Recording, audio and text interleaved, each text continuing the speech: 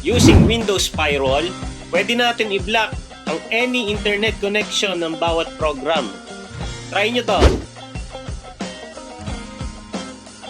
Windows R, type natin control firewall.cpl, enter.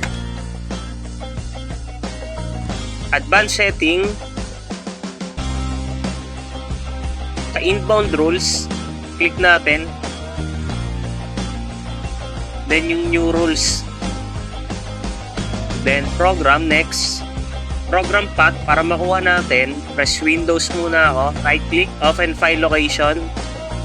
Tapos copy nyo lang yung path sa taas. Pagka-copy, i-click yung browse. Yan, palitan natin yung path sa taas. Paste natin. Yan, tsaka natin select yung Microsoft Edge. Open. Then next, choose natin block connection. Then next. Tapos lagyan na lang natin ng name. MS Edge. Okay, pagkatapos nun, doon naman tayo sa outbound. New rules. Pares lang din ulit kanina. Programs. Then yung program path. And select Edge. Then next. Then lagyan nyo lang ulit ng name.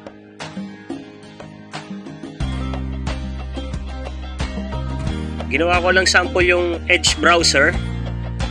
Pero maganda to gamitin sa ibang application.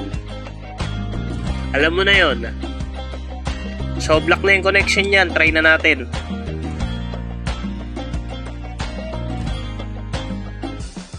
For more video like this, just hit like and follow. Thank you!